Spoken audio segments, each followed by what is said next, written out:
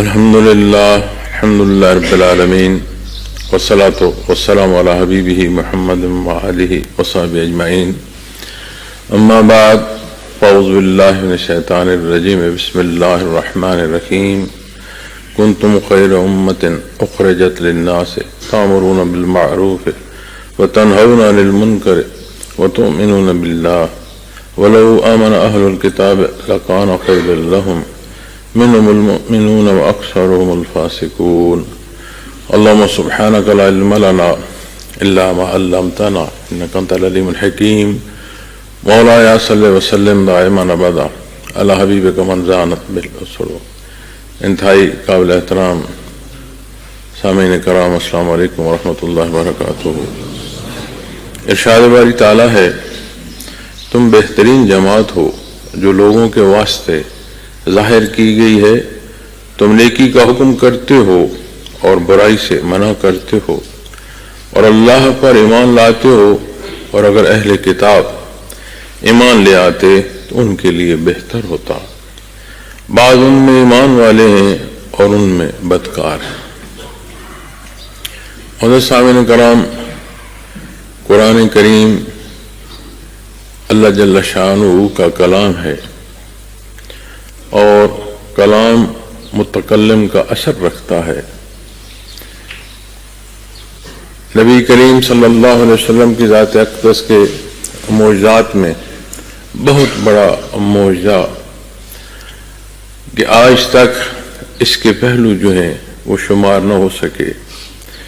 کتنی پہلو، کتنی زندگی کے سوال اور زمان و مکان کی قید سے بڑھ کر رنگ و نسل، موسم، کتنے ہی پہلو ہیں جن سے آپ جائزہ لیں. اور قرآن کریم فرقان حمید رہنمائی فرما رہا ہے. اللہ جل شانہ فرماتے ہیں کہ جہاں یہ رہنما ہے، ہدا ہے، وہاں رحمت باری تعالیٰ ہے. یہ آیہ کریمہ آج میرا تیسرا بیان ہے اس پر، اور متصل بیانات، دو جمعۃ المبارک اور آج یہ جو ہمارا ماہانہ ذکر ہے، یہ متصل 3 بیان اس پر آیہ کریمہ پر ہو رہے ہیں، اور یہ آیہ کریمہ ہم سے مکمل نہیں ہو رہی. اتنے پہلو ہیں، اور جہاں سمجھتا ہوں کہ ہمارے الفاظ، ہمارے ادراک تمام ہو جاتے ہیں، تو یہ قرآن کریم کے پہلو جو ہیں اس سے بڑھ جاتے ہیں. تو کنتم خیر امت، یہ امت کا ہونا، یہ رشتہ جو امتی کا ہے، یہ بہت بڑا شرف ہے. حضرت سفینہ رضی اللہ تعالیٰ عنہ نبی کریم صلی اللہ علیہ وسلم کے آزاد کردہ غلام تھے. آپ صلی اللہ علیہ وسلم دار دنیا سے پردہ فرما گئے، اور بعد میں وہ کسی سفر پر تھے. کسی جنگل سے گزرتے ہوئے ان کا سامنا شیر سے ہوا. شیر ایک خونخوار جانور ہے.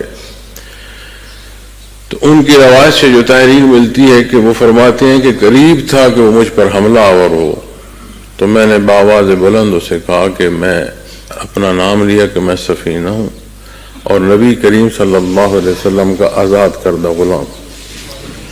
تو وہ فرماتے ہیں کہ جیسے پالتو جانور دم ہلاتا ہے، ایسے دم ہلاتا وہ میرے پاس آیا اور مجھے دھکیلتے ہوئے راستے کی طرف کر گیا کہ تم بھول کر جہاں جا رہے ہو تمہارا راستہ وہاں ہے. تو جانور ہے، لیکن نسبت جو نبی کریم صلی اللہ علیہ وسلم کی ذات اقدس سے انہوں نے بیان فرمائی، اس کی عظمت آپ غور فرمائیں. شاید واقعات پر ہمارے ہاں اتنا کچھ واقعاتی طور پر بیان کیا جاتا ہے کہ جن کی اسناد نہیں ہوتی، کمزور ہوتی ہیں. تو وہ واقعات جو خرق عادت پیش آتے ہیں اور واقعتاً پیش آتے ہیں، ان کا بھی رد کر دیا جاتا ہے. یہ جو قرآن کریم کا معجزہ ہے، جو آج تک اس دعوے کا اعلان فرما رہا ہے کہ کوئی ہے اس جیسا، کوئی ایک آیا کریمہ لے آئے. خود تو کجا جتنے اپنے ساتھی بلانا چاہتا ہے، کیا حفاظ قرآن تلاوت کرنے والے یہ آیا کریمہ روز تلاوت نہیں کر رہے کہ ہے کوئی اس جیسی آیا کریمہ تو لے آئے. بہرحال آئے تفلو ورن تفلو، ان کے لیے نہیں ہے، نہیں کر سکتا. تو جب یہ بات آتی ہے امت کی تو یہ عظمت نصیب ہوتی ہے نبی کریم صلی اللہ علیہ وسلم کے رشتے سے. وہ جو بنیاد ہے ایمان کی، وحدانیت باری تعالی، اور اس شناسی تک اور رہنمائی کے لیے اور ہدایت کے لیے اللہ نے جو اپنے پیغمبر مبعوث فرمائے اور ہمیں یہ شرف عطا فرمایا کہ آپ صلی اللہ علیہ وسلم کی بعثت اور آپ صلی اللہ علیہ وسلم کا امتی ہونا، یہ اللہ کریم کا احسان. نبی کریم صلی اللہ علیہ وسلم ارشاد فرماتے ہیں کہ بے شک ظہور میں، بعثت میں آپ اور آپ کی امت سب سے آخر ہے. چونکہ ابتدا حضرت آدم علیہ السلام سے ہے تو دنیا میں ہونا سب سے آخر ہے. آپ فرماتے ہیں لیکن کوئی نبی جنت میں داخل نہ ہو سکے گا جب تک آپ صلی اللہ علیہ وسلم جنت میں داخل نہ ہو جائے. کوئی امت جنت میں داخل نہیں ہو سکے گی کہ جب تک میری امت جنت میں داخل نہ ہو جائے. بلکہ حدیث میں جو الفاظ ہیں وہ یہ ہے کہ حرام ہے کہ کوئی نبی داخل ہو سکے کہ جب تک آپ صلی اللہ علیہ وسلم نہ داخل ہو. حرام ہے کہ کوئی امت داخل ہو سکے جنت میں، یہ الفاظ مبارک ہیں، کہ جب تک آپ صلی اللہ علیہ وسلم کی امت جنت میں داخل نہ ہو جائے. تو یہ بہت بڑا شرف ہے. لیکن اگر آپ نفس امت پر ہی بحث کریں گے تو اسے آپ لوگوں کا اجتماع، گروہ، ایک جماعت کتنی ہی معنوں میں لے سکتے ہیں. عظمت اس کی تب ہے جب بات آتی ہے امت محمد رسول اللہ صلی اللہ علیہ وسلم. اب امتی کے لیے جو بنیاد ہے اس کی ابتدا ہے ایمانیات سے، اور وہ عقائد اور ایمان نصیب ہو تو ساری زندگی کے جو مراحل ہیں، عبادات اور معاملات، ہر دو پہلو عملی ہیں. عبادات بھی عملی حصے میں داخل ہو رہی ہیں، معاملات بھی عملی حصے میں داخل ہو رہے ہیں، لیکن ہر دو پہلو سے جو شناسائی اور جو حق ہے وہ تبھی نصیب ہوتا ہے کہ اس بنیاد سے آشنا. اور نہ صرف وہ آشنائی یا اقرار، صدق دل سے اقرار، پھر یہ شرف نصیب ہوتا ہے. تم بہترین جماعت ہو جو لوگوں کے واسطے ظاہر کی گئی، اخرجت للناس، بات ذات کی نہ رہی. یہ ایسی ذمہ داری ہے کہ یہ ایمان کا نصیب ہونا اور یہ شرف نصیب ہونا. پھر آپ واپس غور فرمائیں سورہ بقرہ میں جہاں اللہ جل شانہ نے فرمایا کہ میں دنیا میں مخلوق میں اپنا نائب پیدا کرنا چاہتا ہوں. اس نیابت میں جسے تخلیق فرمایا اسے قرآن فرماتا ہے وما خلقت الجن والانس الا ليعبدون، عبادت کو پیدا فرمایا. عظمت نیابت کہ تمام مخلوق میں، خلق میں افضل الخلق پیدا فرمایا. افضل الخلق ہونے کا شرف کیا ہے؟ اس نے اپنی عبادت کو پسند فرمایا. یاد رکھیں کوئی شے ایسی نہیں ہے جو اس کی عبادت نہ کرتی ہو، اور جو عبادت میں انقطاع لاتی ہے یا جس کی عبادت میں انقطاع پیدا ہوتا ہے اس کا دنیا میں وجود فنا ہو جاتا ہے، وہ دنیا میں باقی نہیں رہتی. مکلف مخلوق جو ہے اس کے لیے جو فرصت ہے اور جو وقت مقرر ہے اس کا، یہ معاملہ اس مکلف حکم کے تحت آتا ہے کہ کس راہ کا تو انتخاب کرتا کہ ہدایت تمہارے سامنے ہے، شکر گزار ہوتا ہے یا تو اس کا انکار کرتا ہے. اور اگر یہ اختیار چناؤ کا یہ جو نیت اور راستے کا ایک چناؤ یہ نہ ہوتا تو پھر یہ مکلف زندگی تو نہ تھی، پھر تو پابند تھی۔ نوری مخلوق فرشتے اللہ جل شانہ نے قرآن کریم میں ان کی عظمت بیان فرمائی، صداقت و امانت بیان فرمائی، قوت بیان فرمائی، امور کی سر انجام دہی بیان فرمائی، لیکن جسے جو مقام جو حیثیت عطا فرمائی ہے اس سے ایک ذرہ، ایک لحظہ، ایک قدم آگے نہیں بڑھ سکتے۔ اگر ایسا ہوتا تو ذات سے جو میت کی نسبت ہوتی ہے، جیسے آمت الناس ہے، اسے میت محمد رسول اللہ صلی اللہ علیہ وسلم نصیب ہوئی، درجہ ایمان صحابی کا نصیب ہوا، وہ صحبت یافتہ کہ جسے صحبت محمد رسول اللہ صلی اللہ علیہ وسلم نصیب ہوئی۔ غیر صحابی تمام مخلوق جمع ہو جائے اس درجے کا ایمان نہیں ہو سکتا، تمام کا جمع کر لے، میت سے اتنا فرق۔ اور اگر یہ اصول اور ضابطہ اس کا اطلاق اس مخلوق سے باہر، مکلف سے باہر ہوتا تو حضرت جبرائیل امی عرض نہ کرتے سدرۃ المنتہا پر کہ یا رسول اللہ صلی اللہ علیہ وسلم ایک جنبش آگے کی گنجائش نہیں ہے۔ تو یہ مکلف مخلوق کو اللہ نے یہ شرف بخشا کہ نہ صرف وہ فیصلہ کر سکتی ہے بلکہ جو حکم ہے اس تعمیل میں آتے ہوئے اللہ جل شانہ کی رضا اور اس کے قرب کے منازل پا سکتی ہے۔ یہ شرف ہے۔ اور جب مکلف مخلوق میں چونکہ دو حصے انسان اور جن، جب مطلق انسان پر بات آتی ہے تو اس کی یہ عظمت انبیاء اور رسول کا مبعوث ہونا اس مخلوق میں ہے، اس اشرف الخلق اس نے پیدا فرمایا۔ کلام ذاتی اس کا نزول اس مخلوق پر ہے، اور قلب اثر محمد رسول اللہ صلی اللہ علیہ وسلم پر ظہور علی قلبک، قرآن فرماتا ہے۔ یہ عظمتیں اس بشر کے بغیر دوسری مخلوق، مکلف مخلوق کو یہ حاصل نہیں ہے۔ سزا کی بات ملتی ہے لیکن بخشش کے جو جنت کے پہلو ہیں وہ دوسری مخلوق کے بیان میں نہیں ملتے۔ علماء کرام بحث فرماتے ہیں چونکہ سزا کے پہلو مل رہے ہیں تو دوسرے بھی واقع ہوں، لیکن یہ بھی فرمایا جاتا ہے تحقیق میں کہ جس کی سزا ہوگی اس کی سزا پوری ہو کے پھر ختم کر دیے جائیں گے، وجود ہی نہیں رہے گا۔ بہرکیف موضوع یہ نہیں ہے، موضوع یہ ہے کہ یہ جو عظمت ہے اس کی نسبت جو بنیاد ہے وہ دین اسلام ہے۔ امتی کا شرف اگر وہ بنیاد تعمیل حکم اور اتباع اور صدق دل سے چھوڑ دے گا پھر گروہ ہوگا، لوگوں کا اجتماع ہوگا، اور جب صرف گروہ رہ جاتے ہیں اور لوگوں کے اجتماع رہ جاتے ہیں تو پھر ہر کوئی اپنی مرضی کرتا ہے۔ دانے بکھیر دو تو وہ کتنا بکھرتے ہیں اور انہیں پرو دو تو کیا خوبصورت نکھار پیدا ہوتا ہے۔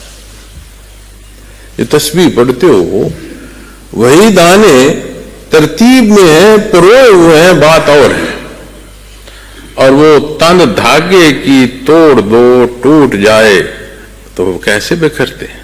لگتا ہے کبھی اکٹھے تھے ہی نہیں، اس طرح بکھرتے ہیں، بیگانگی محسوس ہوتی ہے۔ یہی حال ہے مخلوق کا کہ جو ایمان سے آشنا نہ ہوا، جسے نصیب نہ ہوا، وہ اسی طرح بکھرتے ہیں کہ جیسے ان کا کسی دوسرے سے کوئی تعلق اور واسطہ ہے نہیں، اور مخلوق میں سے جو پیدا فرما اس کا نام ہے حضرت انسان، اور انسان وہ جو مل جل کر رہے۔ عجیب بات ہے کہ جس کی خصلت میں ہے مل جل کر رہنا وہ فساد کرتا ہے، اکٹھا نہیں رہ سکتا۔ کیوں؟ ہجوم ہو گیا، انسانیت نہ رہی۔ تو وہ امت جسے یہ شرف نصیب ہے اس کی صرف ذات پر بات نہیں رکتی، اخرجت للناس، مخلوق کے واسطے ظاہر کی گئی۔ اب جب آپ قرآن کریم سے دیکھتے ہیں تو امتوں پر شہادت جو ہے اس میں بھی اس امت کو بیان فرمایا گیا، شاہد کے معنوں میں بھی بیان فرمایا گیا۔ بارلا کتنی صدیاں گزر گئیں، ان گنت ماہ و سال گزر گئے، ہم قاصر ہیں اس شمار سے بھی، اور آپ یہ شرف عطا فرما رہے ہیں کہ امتوں پر بھی یہ شاہد ہوگی روز محشر۔ قرآن کریم کی فضیلت ہے، قوموں کے حالات، ان کا کردار کون بیان فرما رہا ہے؟ اللہ رب العالمین۔ اس سے بڑھ کر کون کسی کو بتا سکتا ہے؟ کہاں سے کوئی ایسا علم حاصل کر سکتا ہے جو کلام ذاتی سے نصیب ہو رہا ہے؟ ان اقوام کے سابقہ اقوام کے حالات بھی بیان فرمائے، کردار بھی بیان فرمائے، دنیا کے نتائج بھی بیان فرمائے، اور جدوجہد سے بھری زندگیاں اپنے مقربین کی بیان فرمائیں۔ اس سے بڑھ کر اور تصدیق کے لیے کسی کو کوئی ذریعہ مل سکتا ہے؟ اب کوئی قرآن سے واقف ہی نہ ہو، جانتا ہی نہ ہو میرے اللہ نے مجھے کیا بیان فرمایا، میرے لیے حکم کیا ہے، اور کیسے حالات اختیار کرنے سے نتائج کیسے مرتب ہوتے ہیں، کوئی جانے نہیں تو مجھے بتاؤ پھر روز محشر وہ کیا شہادت دے گا؟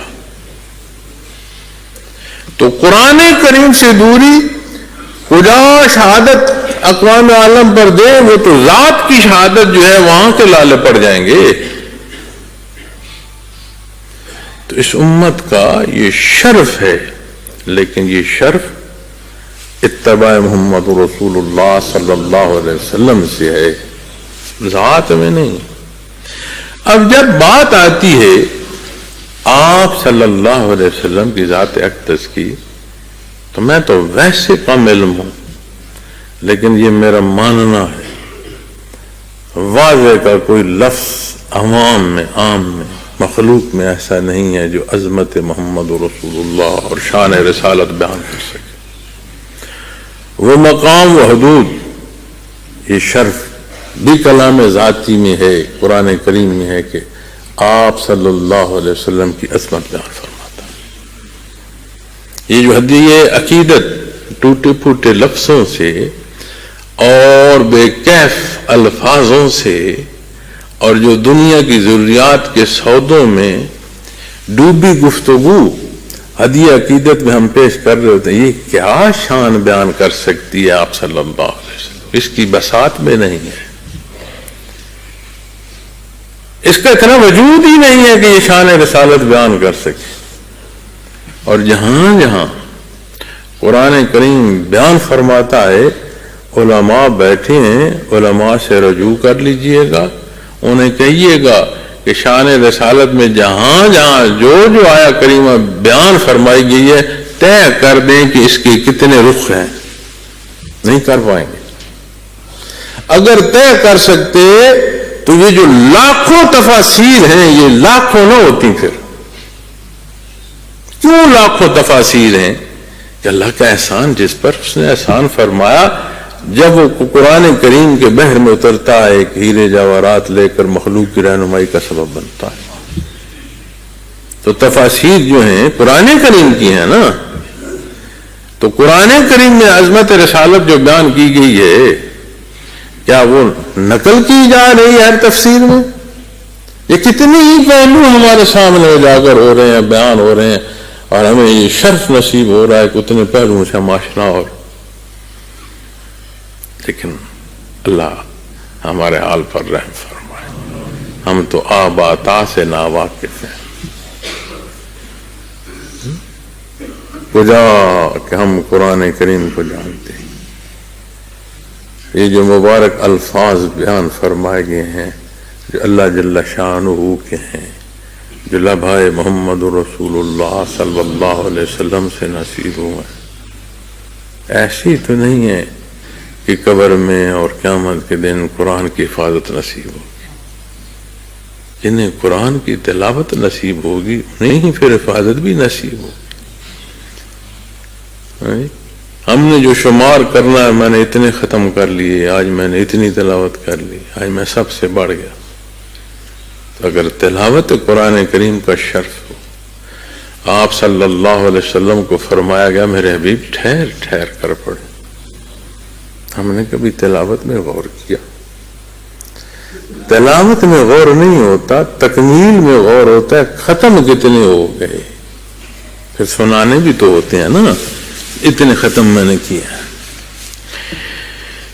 اخرجت للناس، ضابطہ حیات اور ضرورت انسانی، کسی درجے کا کوئی پہلو نہیں بچتا جو قرآن کریم میں بیان نہ فرما دیا گیا، نہ کوئی ماضی کی ایسی بات یا ضرورت، کوئی سوال جو ہماری ضرورت، حال میں جو کچھ پیش آ رہا ہے اس میں سے کیسے گزرنا ہے، اور جو کچھ پیش آئے گا۔ ایک ہے بالعموم جو زندگی کی روش میں، ایک ہے بالخصوص یہاں عالم بدلتے چلے جائیں گے۔ دیکھو نا، یہ ایک عالم ہے خلق کا، تو برزخ بھی تو ایک عالم ہے، عالم بدل گیا۔ قیامت قائم ہوگی اور ایک اور سما پیدا ہو جائے گا، تو وہ بھی تو ایک عالم ہے جہاں ہمیشگی ہوگی۔ تو وہ جہاں کوئی دنیاوی علوم دسترس ہی نہیں رکھتا، وہاں تک کی شناسائی دے رہا ہے۔ وہاں والدین کی عظمت اور ان کی خدمت اور ذات سے ہوتے ہوئے آنے والی نسل کی جو آبیاری ہے، قرآن بیان فرما۔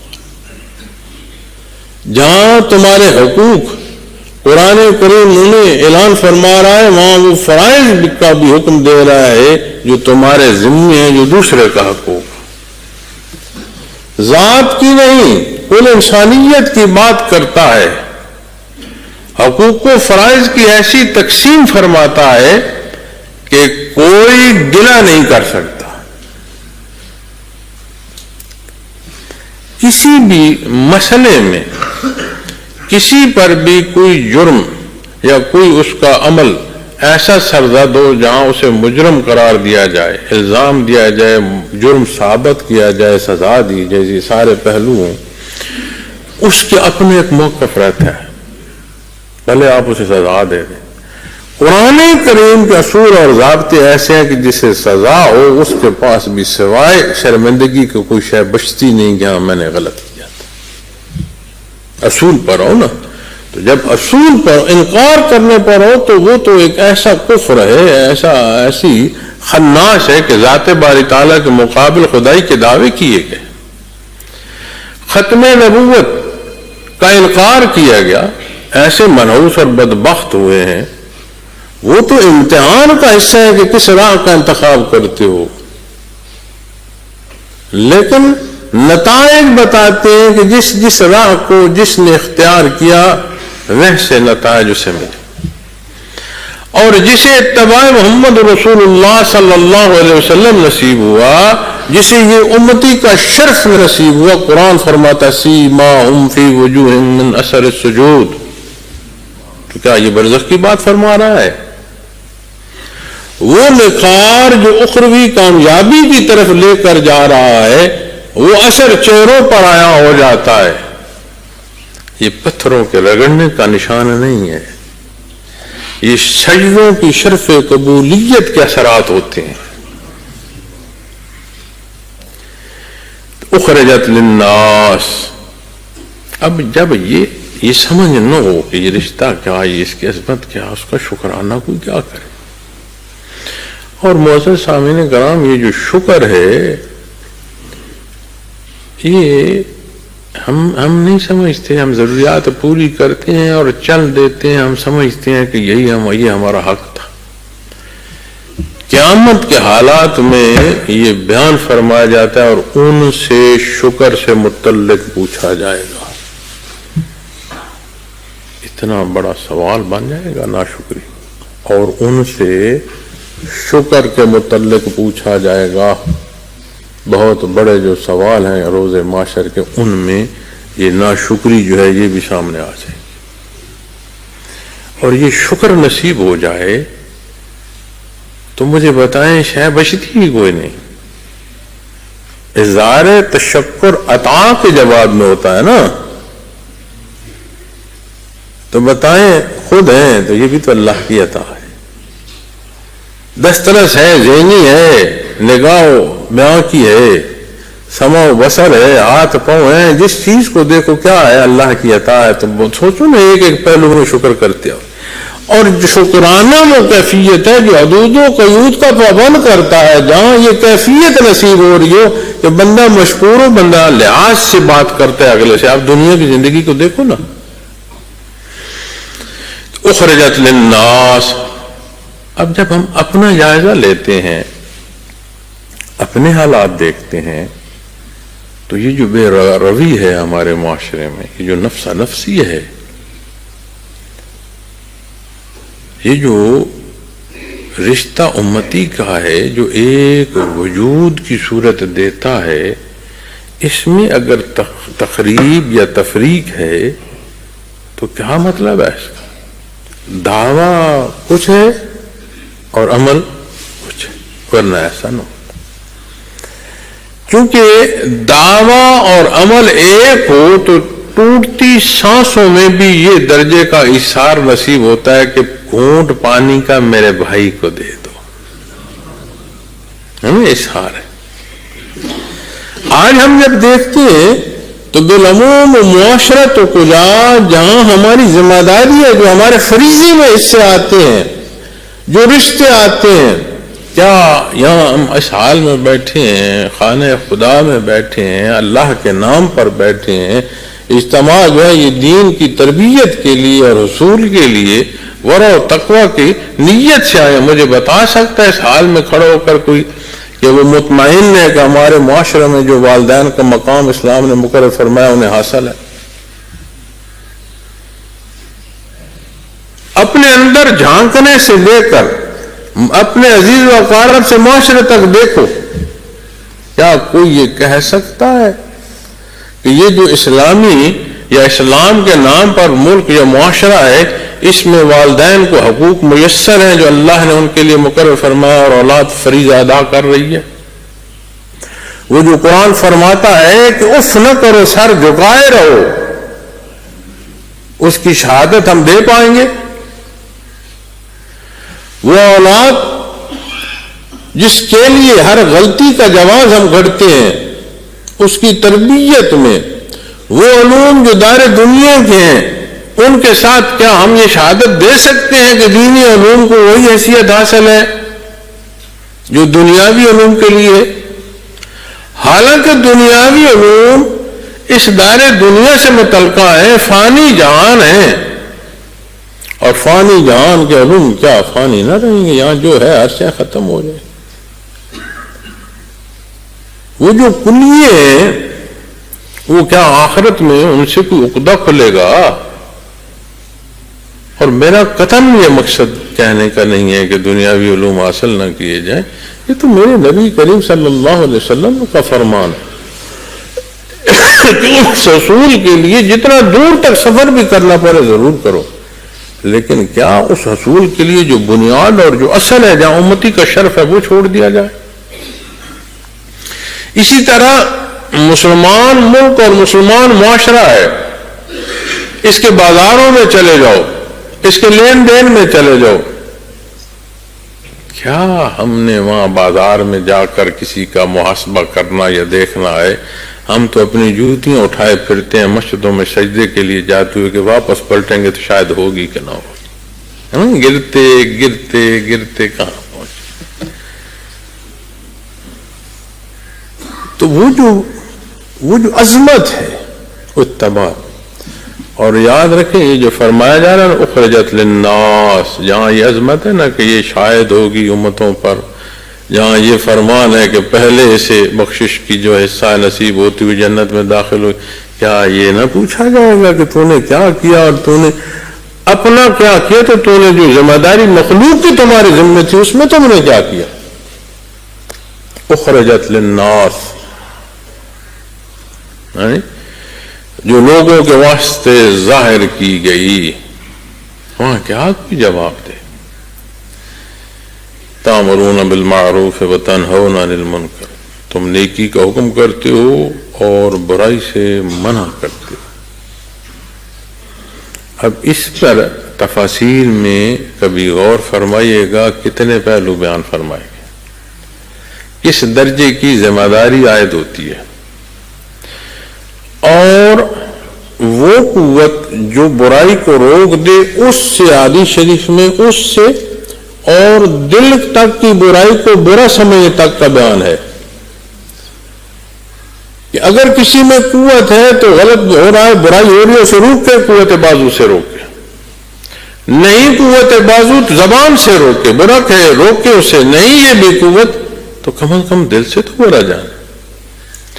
اور میں جب آج اپنے معاشرے کو دیکھتا ہوں، اسی میں رہتا ہوں، اسی میں ہمارے بھی کردار ہیں، ہم بھی غلط گناہگار لوگ ہیں، ہمارے بھی اثر جو کام ہے ان کا اس پر ہوگا، اور ہر ایک کو حساب دینا، اللہ معاف فرمائے، تو حیرانگی ہوتی ہے۔ وہ امت جسے شرف امتی کہیں، جو اسے زندگی کے اسلوب سکھاتا ہے، جو اسے حقوق و فرائض کی ترغیب اور رہنمائی فرماتا ہے، جو اسے ایسی زندگی بسر فرمانے کا، ایسی زندگی اختیار کرنے کا، ایسی زندگی بسر کرنے کا سلیقہ اور اسلوب سکھاتا ہے کہ وہ حضرت انسان کہلاتا ہے، اور انہیں نہ اختیار کرے، وہ چھوڑ دے تو جانوروں سے برا ہو جاتا ہے، وہ ذات تو کجا اسے دوسروں تک کے لیے برائی کو روکنے اور اچھائی کے پھیلانے کا حکم ہے، تو کیا کچھ ہو رہا ہے ہمارے معاشروں میں؟ لیکن لاکھوں لوگوں کی قربانی سے مارز وجود میں آیا وطن عزیز پاکستان، اور ماہ و سال شہادت دیتے جا رہے ہیں کہ قربانی ختم نہیں ہو رہی۔ یہ جو کچھ آج ہو رہا ہے، ہمارے اندر کتنی تفریق ہے۔ ایک دفعہ میں کسی غیر مسلم حکومت کا ملک کے سربراہ کے حوالے سے پڑھ رہا تھا، وہ خاتون تھی، تو اس نے اسلحے کا سودا کیا، دفاعی سودا کیا، جو کہ ملک کی بجٹ جس کا متحمل نہیں ہو سکتا تھا۔ اس سے سوال کیا کسی نے، اس سے معیشت کیوں نہیں بہتر کرتے تم، دفاع کا لے گا؟ اس نے نبی کریم صلی اللہ علیہ وسلم کی مثال دی۔ اس نے کہا جب آپ کا وصال ہوا تو آپ کی ذرا گروی تھی، لیکن گھر کی دیواروں پر تلواریں لٹکی ہوئی تھی۔ غیر مسلم رہنمائی لے رہا اتباع محمد رسول اللہ۔ ہم کہتے ہیں ہمیں دفاع کی ضرورت کیا ہے، اور قرآن فرماتا ہے اس درجے کا دفاع رکھو کہ وہ دشمن جنہیں تم نہیں جانتے اور اللہ جانتا ہے ان تک اس کا اثر جاتا ہے۔ یہ قرآن فرماتا ہے۔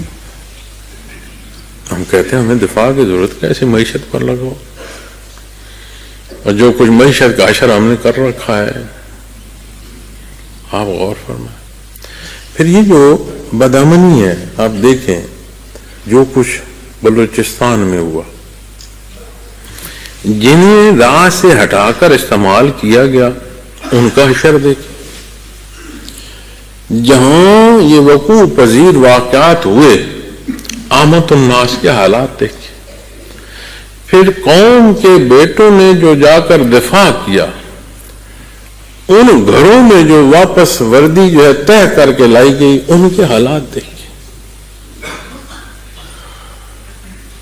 کیوں ہے ایسا؟ اصول، ضابطے، بنیادیں جو قرآن دے رہا ہے ان سے جتنی دوری ہوگی اتنا فساد بڑھے گا، حل نہیں ہوتا۔ کبھی آگ سے آگ نہیں بجھائی جائے گی۔ یہ اللہ کا احسان ہے، دنیا پھرتا ہوں دیکھتا ہوں،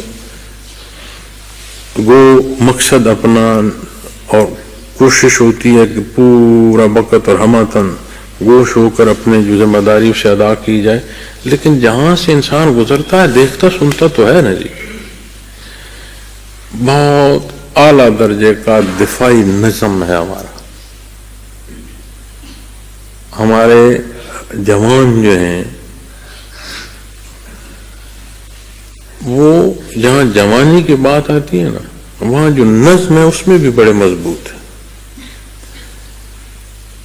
لیکن جب ایسے پالیسیز اختیار کی جائیں جو بجائے حل کے تکلیف کا سبب بنتی آئیں آج ہوں یا پہلے تو پھر یہ مسائل پیدا ہوتے چلے جاتے. اب آپ دیکھیں کتنی جانوں کا ضیاع ہوا ہے اسلام آباد کے ساتھ. تو کسی ایک جو فرقہ ہے اس میں ہوا ہے, اگلی باری کسی اور فرقے کی آ جائے گی. تو کب ہم ادراک کریں گے من حیث القوم؟ تو یہ اللہ کا احسان ہے. اللہ اس ملک کی حفاظت فرماتا ہے. اللہ اس ملک کی حفاظت فرمائے, ہمیں توفیق دے کہ ہم اپنے حصے کا کردار ادا کریں, بحیثیت مسلمان ادا کریں, بحیثیت پاکستانی ادا کریں. اپنے ملک کے دفاع میں, اپنے دفاعی اداروں میں, اپنے ملک کی سلامتی میں ہمیشہ اپنے کردار بھلے ایک لفظ کا بول سکو ضرور ادا کیا کرو. اب جب بات آتی اخرجت للناس, یہ بھی تو اجتماع ہے نا مخلوق کا. یہاں پر وہ لوگ بھی تو رہتے ہیں جنہیں ہم نے جھنڈے کی سفید پٹی میں داخل کیا ہوا ہے. غیر مسلم بھی تو رہتے ہیں, اور جو مسلمان رہتے ہیں وہ جو ہمارا کردار ہے تو ہر پہلو سے ضرورت ہے دوسروں کو. اب یہ جو آیت کریمہ اس کے شان نزول جو بیان کیا جاتا ہے تفاسیر میں, وہ یہ ہے کہ کچھ یہود کے لوگ تھے, انہوں نے صحابہ رضوان اللہ علیہم اجمعین کو یہ کہا ہماری جماعت ہمارا مذہب تم سے جو ہے وہ عظیم ہے. تو شان نزول میں کہا جاتا ہے کہ اللہ نے پھر یہ آیت کریمہ نازل فرمائی کنتم خیر امت اخرجت للناس. یہ اللہ جل شانہ نے پھر یہ آیت کریمہ نازل. کوئی تم پر بات کرے تحقیر کرنے کو اور اللہ جل شانہ عظمت عطا فرمائے, دیکھو نا اس عطا کے بدل میں ذمہ داری کتنی بڑھتی جاتی ہے. تامرون بالمعروف, تم نیکی کا حکم کرتے ہو اور برائی سے منع کرتے ہو. اب یاد رکھیں ہر شے کا اصول اور ضابطہ ہے. یہ ملک ہے, ایک نظام ہے, اس میں اگر ہم ایک جماعت کھڑے ہو جاتے ہیں کہ ہم بزور بازو روکیں گے, ترویج کریں گے, آپ کا کیا خیال ہے کہ یہ پورے ملک کا نظام جو ہے یہ ہل نہ جائے گا؟ تو یہاں کس کی ذمہ داری ہے؟ اس کی ذمہ داری ہے جس کے پاس نظم ہے. اور اگر میں یہ کہوں کہ جس کے پاس نظم ہے وہ ذمہ داری ادا نہیں کر رہا, تو جو راستے کا پتھر میں اپنے ہاتھ سے اٹھا کر ایک طرف پھینک سکتا ہوں میں وہ بھی نہ پھینکوں. حالانکہ اب یہ جو راستے کا صفائی حدیث شریف میں آتا ہے, آپ صلی اللہ علیہ وسلم نے فرمایا کہ راستے کی رکاوٹ اللہ جل شانہ کی ذات کے لیے کوئی ہٹائے کہ مخلوق گزرنے والے کو تکلیف نہ ہو. یا مومن و کافر کوئی تفریق نہیں ہے, مسافر کی بات ہے, راہ گزر کی بات, تکلیف نہ ہو. آپ نے فرمایا اللہ فرماتا ہے میں اسے بخشتا ہوں. تو پوری قوم ہم بیٹھے ہیں, کون کیا کر رہا ہے, حکمران کیا کر رہا ہے, کون سیاسی جماعت کیا کر رہی ہے, کون سا ادارہ کیا کر رہا ہے, اور میاں جو تیرے ہاتھ میں ایک راستے کا پتھر اٹھانا ہے کیا وہ تو اٹھا رہا ہے؟ اللہ اللہ. تو پھر جب یہ بات آئے گی تو اس میں اس کی تفسیر میں بے شمار پہلو آتے ہیں. یہ مسلمانوں پر دنیا میں اچھائی کے نفاذ اور برائی کو مٹانے کی ذمہ داری میں عائد ہوتا ہے. تو جو اتنا کمزور ہو کہ اپنے معاشرے میں نہ کر سکے وہ کسی دوسرے مظلوم کو انصاف کہاں دے سکے گا؟ فرمایا وَتُؤْمِنُونَ بِاللَّهِ، اس لیے نہیں کہ تم اپنا کمال بیان کرتے پھرو، اور فرمایا اور اللہ پر ایمان لاتے ہو، یہ اصل وجہ ہے، یہ بنیاد ہے، اور اللہ پر ایمان لاتے ہو۔ سبحان اللہ۔ اللہ کریم مخاطب فرماتے ہیں یا ایھا الذین آمنوا، سبحان اللہ، فرمایا جا رہا تؤمنون باللہ، اللہ پر ایمان لاتے ہو۔ یہ جو کچھ بیان فرمایا گیا ہے ساری کی جو بنیاد ہے، یہ امتی کی جو عظمت ہے، یہ جو بعثت محمد رسول اللہ صلی اللہ علیہ وسلم، اللہ کا کرم اور سارا کیا ہے؟ وَتُؤْمِنُونَ بِاللَّهِ، ذات باری تعالی، ہر شے کی بنیاد، ہر شے کی حقیقت، ہر شے کی اخیر اور حصول کیا ہے؟ ذات باری تعالی، اللہ، سبحان اللہ۔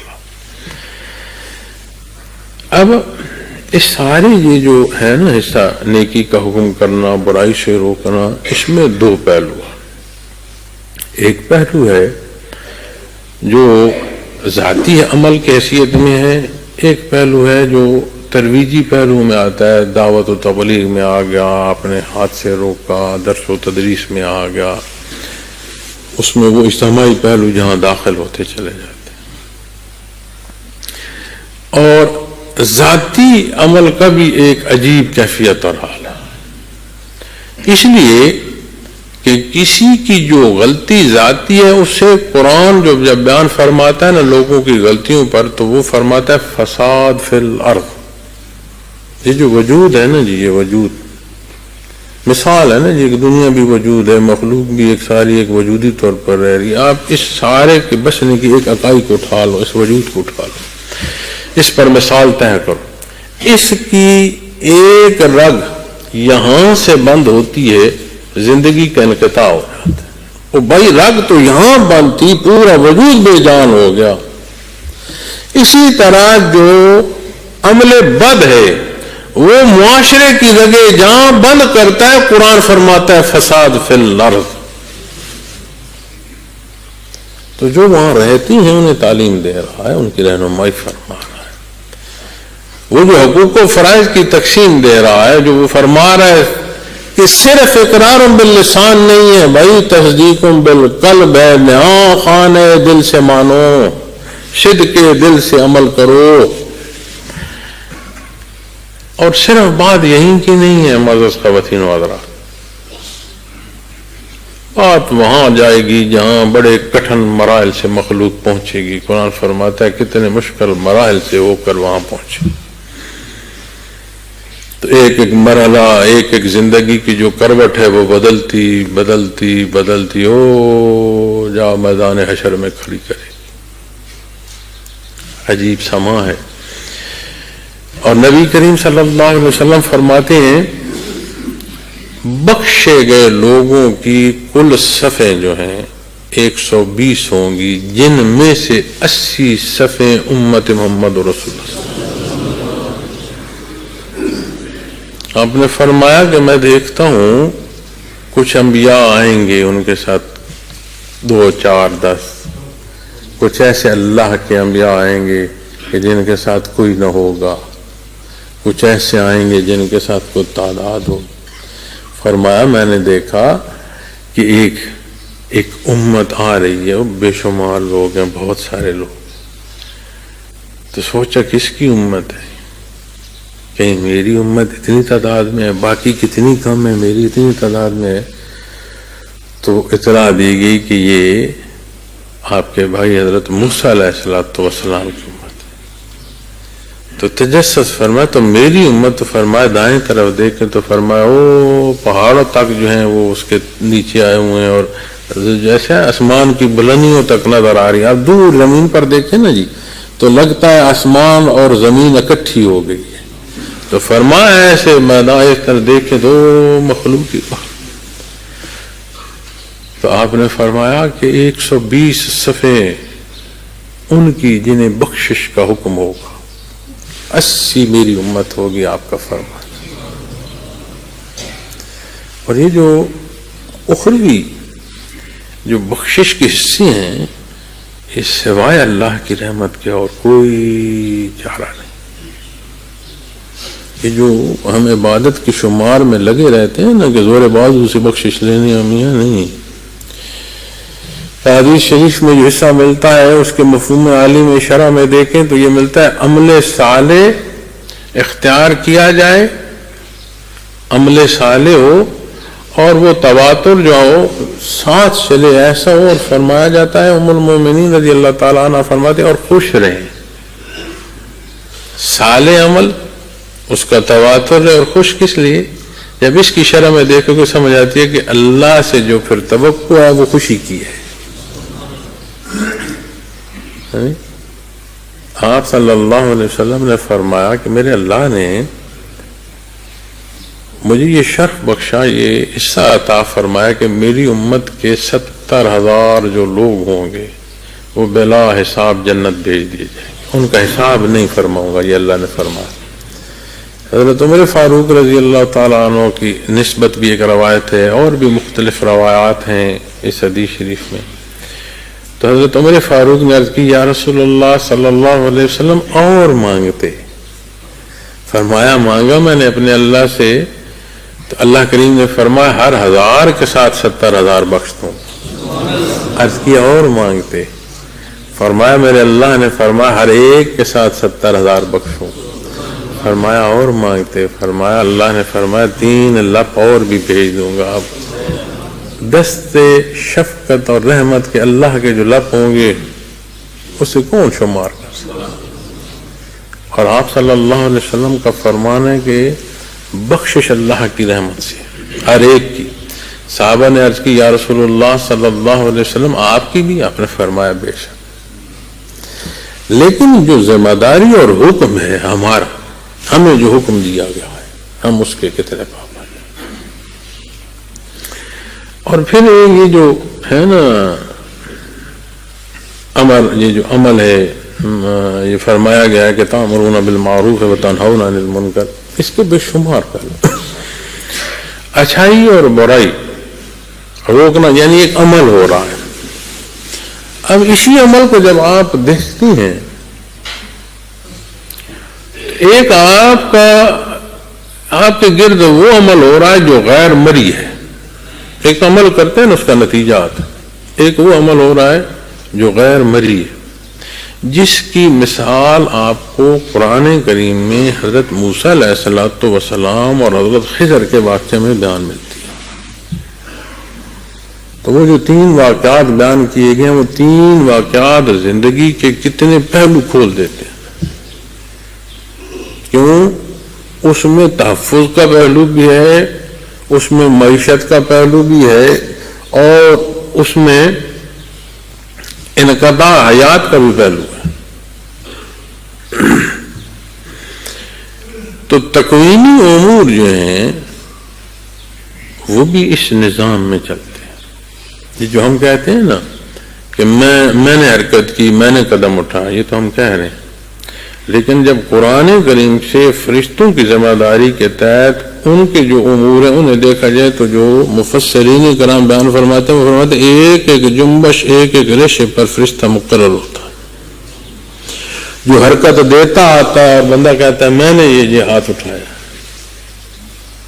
تو اسی طرح جو تکوینی امور ہیں وہ سارا ایک نظم چل رہا ہے.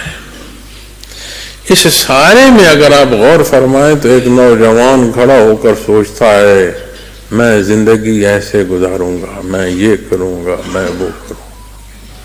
پختہ عمر کو پہنچتا ہے وہ کہتا ہے میں نے تو بھاگ بھاگ کر دن رات پورے کرنے ہیں، یہ نظم یا وقت تو خود ہی گزر رہا ہے. جس کی عمر پختہ ہوتی ہے اس پہلو کو سوچ لے. اپنی اس نوجوانی کو بھی سوچ لو جب طاقت کا سر چشمہ بندہ سینے پر ہاتھ مار مار کر بول رہا ہوتا. عجیب بات ہے نا، کہتے ہیں بچہ ہے اس کی ساری طاقت اس کے پاؤں میں ہوتی ہے، ہر وقت وہ ٹانگیں لا رہا ہوتا. جوان ہوتا ہے وہ سینے پر ہاتھ مارتا ہے، کوئی بات کا میں نہیں مانتا، یہ نہیں. بوڑھا ہو جائے تو پھر ساری طاقت جب زبان میں جمع ہو جاتی ہے اور کچھ ہونے چپ نہیں کرنی.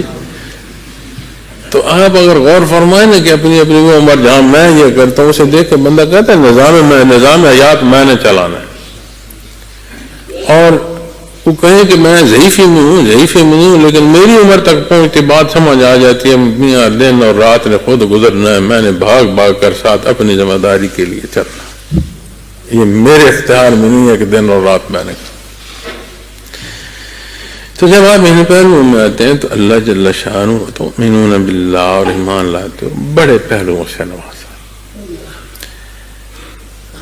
وہ عظیم ہستیاں جنہیں میت محمد رسول اللہ صلی اللہ علیہ وسلم نصیب ہوئی، اللہ جل شانہ نے جس کو جہاں جب جس حیثیت جب تک کے لیے پیدا فرمایا، یہ بہترین اس کا مقام ہے، یہ اللہ کا فیصلہ، اس میں کوئی رتی کے شک کی گنجائش نہیں۔ اس نے احسان فرمایا کہ ہمیں اس امت کو ظاہری شرف کے ساتھ باطنی حصے جو ہیں وہ بھی عطا فرمایا، اور جب باطنی حصوں کی بات آتی ہے تو بات آتی ہے کیفیات محمد رسول اللہ صلی اللہ علیہ وسلم۔ اللہ کریم مشائخ اعظام کے درجات بلند فرمائے، منازل و مناسب سے آشنائی اس درجے کی کہ جہاں رسائی کی بات آئے، یہ اللہ کا احسان ہے، اللہ کریم نے اپنے ان ہستیوں کو سبب فرمایا۔ بڑے حضرت رحمۃ اللہ تعالیٰ علیہ کی حیات مبارکہ کو میں دیکھتا ہوں تو میں اکثر چیزیں اس لیے نہیں بولتا کہ سننے والا یا سمجھنے والا، ضروری نہیں ہے کہ جو سن رہا ہے وہ سمجھ بھی لے، اور جس کے اندر استعداد سمجھنے کی ہے اسے سنانے کی ضرورت نہیں ہوتی، پیش ہی نہیں آتی کہ جس کے اندر اسرار سمجھنے کی استعداد ہو، جس کے اندر اسرار سمجھنے کی استعداد ہو اسے سنانے کی ضرورت نہیں ہوتی، اور جس کے اندر استعداد اسرار سمجھنے کی نہ ہو اسے سنانا بجائے خود ایک امتحان ہو جاتا، اس سے سمجھنے۔ تو اللہ کا احسان ہے، اللہ جل شانہ نے صاحب منصب مشائخ عطا فرمائے، منازل سلوک سے مخلوق نا واقف، ان بلندیوں سے ان ہستیوں کے سبب مخلوق واقف ہو رہی ہے۔ یہ جو کچھ میں کہہ رہا ہوں اس کہنے میں غیر سلسلہ یا بزرگوں کی میں تضحیق نہیں کر رہا یا انکار نہیں کر رہا، سارے اچھے ہیں، میں تو وہ کہہ رہا ہوں جو حال ہمیں پیش آئے۔ تو اسی نسبت سے اللہ نے احسان فرمایا کہ منازل و مناسب کے پہلوؤں میں جو ترقی نصیب ہوئی، یہ سارے سلسلے کے لیے برکت ہے۔ ایسی کتنی چیزیں ہیں کہ جنہیں اگر بیان کیا جائے تو شاید اچھا خاصا پڑھا لکھا جو دینی علوم کا ماہر ہے وہ بھی متذبذب ہو جائے۔ ہر شعبے کی ایک مہارت ہوتی ہے نا، کوئی شے قرآن و سنت سے باہر نہیں ہے، یہ اصول ہے، لیکن کتنے فقہا ہیں، کتنے مفسر ہیں، کس درجے کو محدث ہیں، اور کیسی کیسی تحقیق لے کر آتے ہیں کہ پہلے تحقیق والے کہتے ہیں نہیں اصل بات یہ ہے۔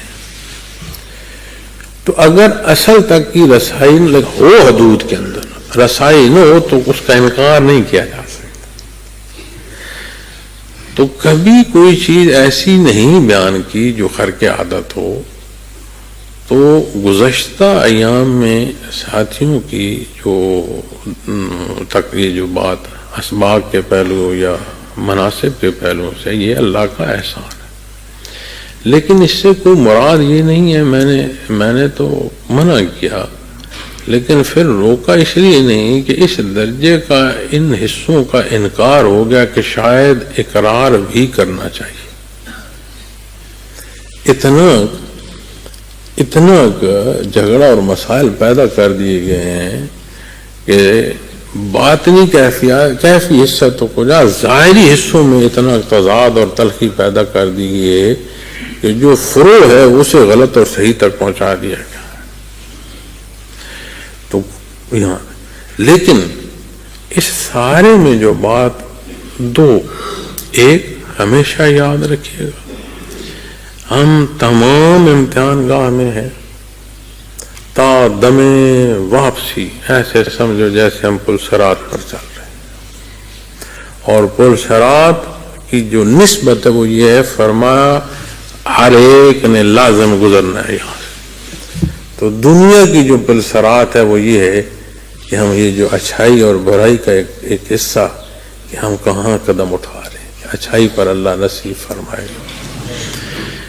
یہ اس کا ایک پہلو، اس میں شیخ ہو یا سالک. دوسرا اس کا جو پہلو ہے کہ اس کا استفادہ ہر ایک تک جاتا ہے. اس میں بہت ساری باتیں اور بہت ساری مثالیں ہیں، لیکن میں بولتا اس لیے نہیں کہ تھوڑی دیر پہلے میں نے ایک بات کی کہ جسے سمجھ آئے اس کے لیے بولنا ضروری نہیں، اور جسے سمجھ نہ آئے اس کے لیے بولنا اس کے لیے ایک امتحان بنا لے. تو اللہ جل شانہ کا یہ جو عمل ہے، امر کا، حکم کا، اس کا ایک مخفی پہلو بھی ہے جو چلتا ہے. انہیں تکوینی امور کہتے ہیں. دنیا کے تکوینی امور کو 3 ڈائمنشنل کہتے ہیں. جیسے ایک تصویر ہے، اس کی ایک طرف ہے، 3 ڈائمنشنل کہیں گے تو اس کو تینوں طرف سے، اطراف سے اس کا دیکھنا. لیکن تکوینی امور کو 3 ڈائمنشنل نہیں کہہ سکتے، کیونکہ وہ ملٹیپل ڈائمنشنز ہیں، ایک نہیں ہو سکتی. بنی اسرائیل رنگ پر، قسم پر اور عمر پر بحث کرتے رہے، کیسا بیل ہو، کیسا رنگ ہو، کیا اوصاف ہو. دوسری طرف ایک بیل بچا جو یتیم بچوں کے والد نے جنگل کو ہانکتے ہوئے دعا کی، بار اللہ میرے پاس کچھ نہیں ہے، تیرا دیا ہوا یہی رزق ہے، اسے میرے اولاد کے لیے رزق کا سبب بنا. تو پورا سونا تول کر اس کی کھال میں دینا پڑا. یہ تو 2 پہلو، یعنی میرے اللہ کے کتنے پہلو. تو ان چیزوں کو اور ان کے حصول میں شکرانے میں جایا کریں. تو جب شکرانے میں ہم جائیں گے تو سب سے پہلے جو چیز دیکھنی ہے کہ اپنے اعمال کی، کہ کتنے ایسے اعمال ہیں جو ناشکری کے ہیں، اللہ توفیق دے میں نے چھوڑوں. اب جب آپ ذکر کرتے ہیں، کیونکہ یہ ایک ایسا راستہ ہے جو پرانے ہیں وہ بھی اسی سے گزرے ہیں اور اسی پر ان کی بنیادیں کھڑی ہیں. کوئی وہ ساتھی جسے یہ کہا جائے کہ وہ عرشی منازل میں ہے، کیا لطیفہ قلب کی بنیاد پر نہیں وہ عرشی منازل کھڑی؟ اور جو آج داخل ہو رہے ہیں، اللہ انہیں استقامت دے. یہ کتنے ہی ساتھی بیٹھے ہیں، میں مطلب خواتین و حضرات میں کتنے جو ہیں ان کی بیعت ہوئی آج، ظاہری بیعت. تو یہ جو ابتدا کریں گے، کیا ان کے لیے دروازہ اور بنیاد قلب نہیں ہے؟ وہ جن کے منازل ہیں ان کے لیے نیچے سے بنیاد تو نہیں ہٹائی جا سکتی. تو ابتدا کے لیے بھی لازم ہے قلب، اور بلندیوں کے لیے بھی جو ہے وہ بنیاد اور سہارا تو قلب. طریقہ ذکر جو دیا گیا ہے اسے سنا کریں، اس کے مطابق کیا کریں. ذکر کرتے کرتے بے خیالی میں سانس اور ہو جاتی ہے، خیال اور ہو جاتا ہے. جب یہ دونوں نسبتیں الگ ہوتی ہیں، سانس کا اور ذکر کا نسبت ایک نہیں رہتی، الگ ہو جاتی ہے، پھر بندہ خیالوں میں بھٹک جاتا ہے. کبھی تجزیہ کرنا ذکر کرتے ہوئے جب خیالوں میں بندہ بھٹکتا ہے، سوچنا اس کی بنیاد کیا تھی. اب بڑی سادہ سی بات ہے، سانس کے ربط کو نہ ٹوٹنے دو اللہ کے نام سے. وہ ٹوٹتا ہے، ذکر چھوٹ جاتا ہے. وہ بنیاد مضبوط رکھو گے تو جو شیاطین یا شیطان یا نفس کی بنت ہے اس میں بندہ نہیں ڈوبتا. حفاظت اللہ یا نصیب.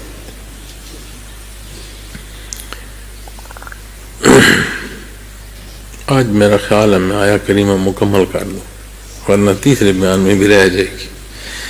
فرمایا وَلَوْ آمَنَ أَهْلُ الْكِتَابِ لَكَانَ خَيْرًا لَهُمْ، اگر اہل کتاب ایمان لے آتے تو ان کے لیے بہتر ہوتا۔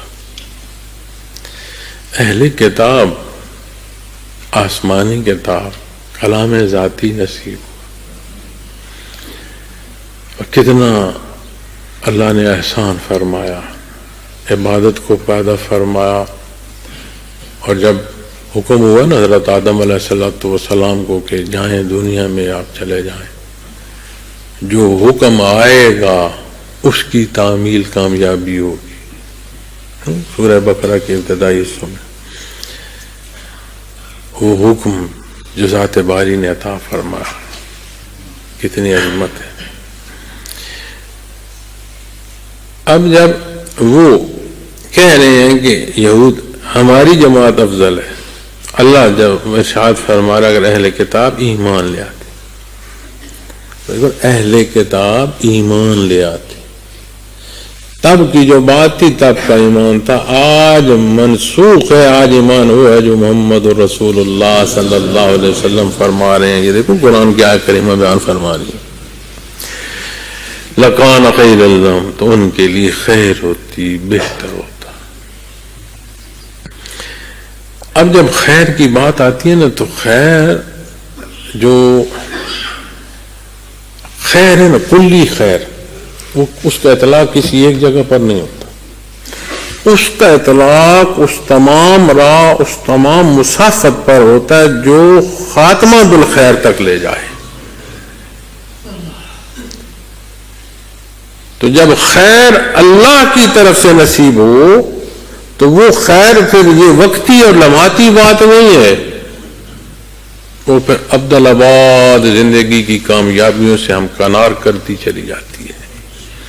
تو کیا ہے بنیاد کا؟ ایمان لاتے، وہی بنیاد ہے جو امتی کو امتی ہونے کا شرف عطا فرما رہی ہے۔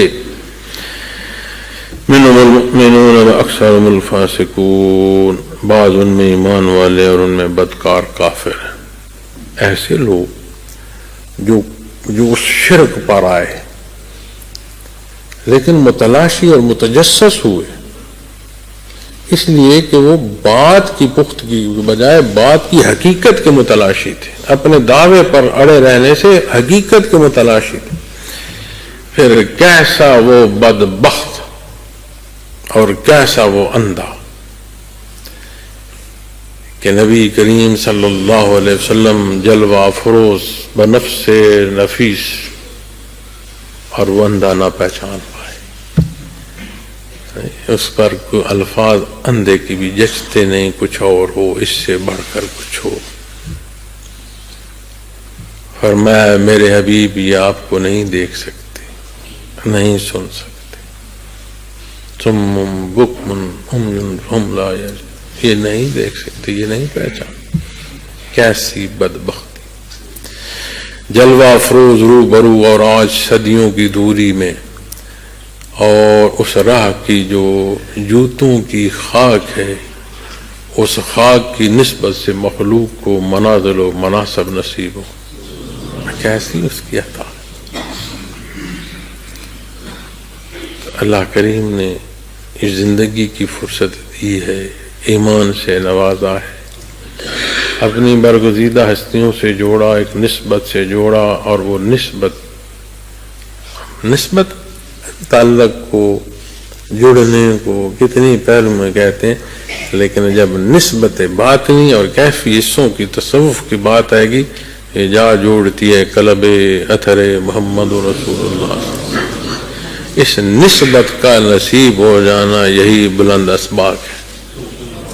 ابھی تھوڑی دیر پہلے میں نے آنے والے ساتھیوں یا دوسرے ساتھی جو منازل کے حوالے سے بات کی ہے، میری ایک بات یاد رکھنا، ہمارے ادراک سے وسیع تر ہے منازل سلوک کی وسعت، یہ بات یاد رکھیے۔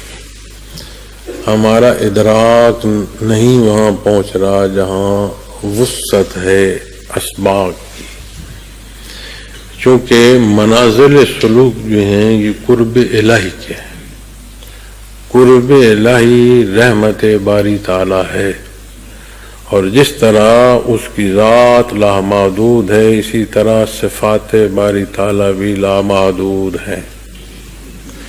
انہیں دنیا کی سیڑھیاں نہ جانے، عمارتوں کی منازل نہ جانے، بہت وسیع. میں یہ سمجھتا ہوں کہ لطیف قلب راسخ اور اس کی مضبوطی نصیب ہوئے جہاں حامل قلب بیٹھا ہے وہاں کے ذرات سے لے کر گرد و پیش کی مخلوق جو ہے اسے یہ کیفیت اور حال جو ایمان کا ہے اس کے اثرات پہنچنا شروع ہو جائے.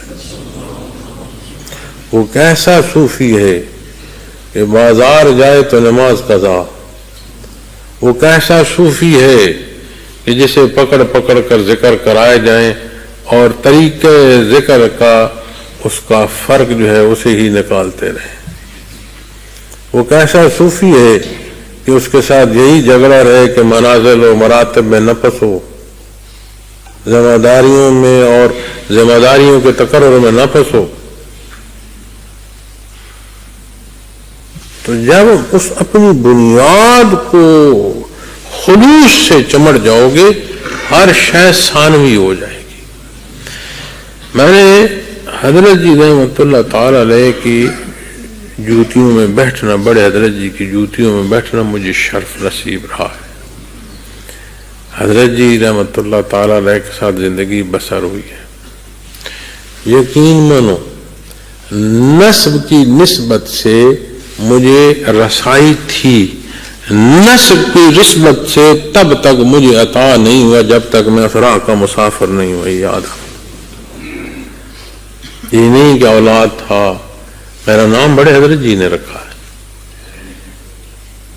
حضرت جی کے ساتھ میں نے زندگی بسر کی. اس شعبے میں کس درجے کا وابستہ تھا اور کتنی کمزوریاں تھیں وہ سنبھال کر یہی دیکھ رہا ہوں. لیکن اس راہ کی مسافتیں مجھے نصیب نہ ہوئی تاکہ اس راہ کا مسافر نہ ہوا. یقیناً یہ نسب میرے لیے خوش بختی، یقیناً مشائخ کی جوتیاں میرے لیے خوش بختی کہ میرے اللہ نے یہ نسبت بھی تو میرے اللہ نے دی نا جی، اس نے توفیق دی. تو اس تعلق کو عمومی نہ جانے، یہ بہت قیمتی تعلق ہے جسے چھین نہ سکو گے، جسے خرید نہ سکو. کوئی دنیا کی طاقت چھین نہیں سکتی، کوئی دنیا کا افزانہ اس کا افزانہ نہیں ہے. یہ کیفیات محمد رسول اللہ صلی اللہ علیہ وسلم تقدس سے، لحاظ سے، احترام سے. اور ہمارے پاس کیا، مجھے بتاؤ عبادات میں اپنے اندر سوچ لو. میں نہیں پوچھتا چونکہ میں اب کم عبادت والا بندہ ہوں، کم علم آدمی ہوں، میں کسی سے کیا کہوں. اپنے اندر سوچ لو جتنی عبادات کر رہے ہو کیا اس پر مطمئن ہو کہ میں محنت اور مجاہدہ کر رہا ہوں. اپنے اندر سوچ لو نا، اپنے اندر کلام کرو، سماعت اور کلام بات نہیں کرو. مجھے بتاؤ کتنے لوگ بیٹھے ہو خواتین و حضرات، کوئی ایک یہ کہہ سکے، مجھے نہ کہو، اعلان نہ کرو، اپنے اندر سوچ لو. کوئی مجھ سمیت یہ کہہ سکتا ہے کہ محنت و مجاہدہ اتنا شرف ہے کہ قلب اثر محمد رسول اللہ صلی اللہ علیہ وسلم سے نسبت ہے. اور مجھے بتاؤ جو اپنا حصہ ہے وہاں ہم کہاں ہیں. شکر کیا کرو، اس نسبت کی نزاکت کو سمجھو. نہ سمجھو ایسا آئینہ بھی نہیں نازک ہوتا جتنی یہ نسبت نازک ہوتی. ایک لہجے کا خیال ایسے گزرے نا تو یہ رشتے چکنا چور ہو جاتے اور مضبوط اتنا ہے کہ ملک الموت وارد ہو جائے، عالم بدل جائیں، رشتہ نہیں ٹوٹتا. کیوں؟ اس لیے کہ اس کی بنیاد ایمان پر ہے. اور سارے ایمان کا حاصل کیا ہے؟ اللہ.